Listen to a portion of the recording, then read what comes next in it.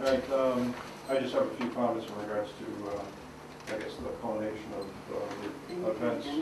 Oh, sorry. Okay.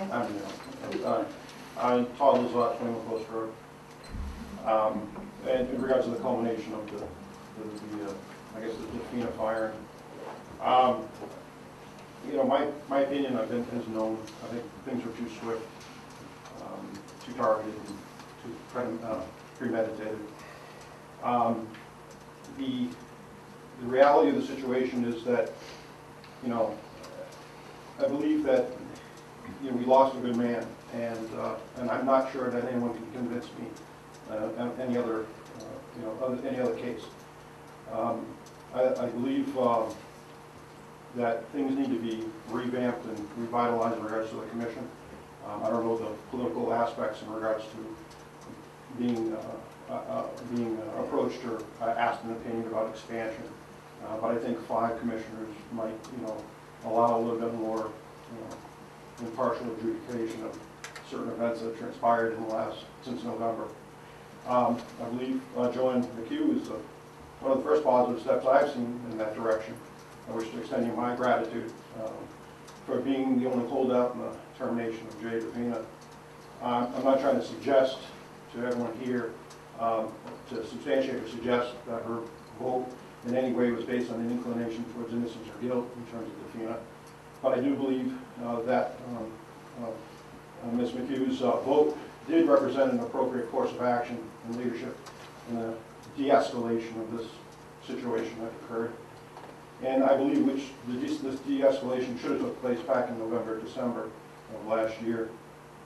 As for Officer Defina's fate and those that remain at HPD, if we're to believe what is said in the papers by members of this commission and Defina's supervisor and the chief himself, that Defina's termination was fair and just, if we're to believe that this decision is truly justified, that would mean we need to accept all those assertions as self-evident. I really, and I keep continuously saying this, I don't really know very much about Jay, but I had asked some questions and I was given this. If I reconcile what I hear to actual facts, like in May of 2008, we received this accommodation to look beyond the traffic stop and given by the Police Standards and Training Council. In September 23rd of 2008, received a command letter signed by Lieutenant Klein and Chief Acropiotis regarding a school bus incident which involved 52 Hooksett students, and where Officer Defina was able to utilize his contacts and things that he developed, I guess, in regards to the SRO program, his execution of his job. And I guess in that letter was sent to, the superintendent of schools sent a letter to the police department for their efforts. November 6, 2008, received a first-line supervisor letter of recognition signed by Lieutenant Klein and Chief Acropiotis regarding a call of a burglary in progress. The letter said, "Keep up the good work." On November 27th, he received a first-line supervisor letter of recommendation signed by Lieutenant Klein and Chief Acropiotis regarding a major automobile accident where Officer Defina was one of 2 officers that dragged a seriously injured victim away from the vehicle as a glass exploded as a result of the vehicle being engulfed in flames. This letter praises Defina's professionalism. So it's also interesting to note that Officer Defina also scored second highest in the sergeant's scores, which to me is an interesting indication of capability. If I was to judge him in regards to the post-it note inquisition and weigh those 2 against each other, I'd have a hard time justifying what happened there. So why does it seem that this department has decided to destroy this man? That's a rhetorical question. A 10-year veteran who, by the acknowledgement of the supervisors and commanding officer and the chief of the department, acted heroically to save the life of a citizen, handled serious accidents involving students. And by all accounts, the man has been systematically destroyed, in my opinion, but I feel he's the type of officer I want in this community. It just doesn't make sense to me.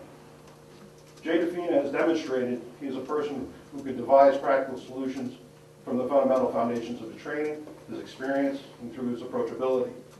We just seem to continue to lose future leaders like Jay, those that have extensive years of experience in Hooksett specific issues.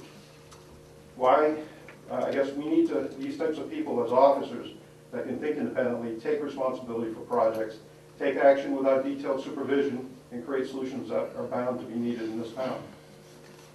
I guess I want to just close with the statement that if you look at this and you look at the evidence, it's a 10-year veteran up until December, and then I'm led to believe that all of a sudden this guy came crashing down.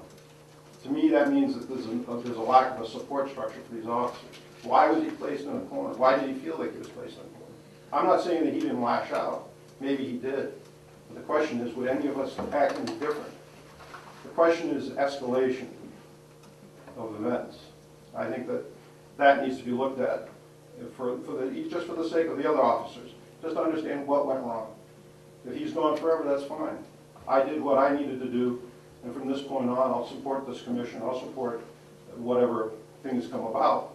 But my interest is to figure out what really happened here and not let it happen to another officer.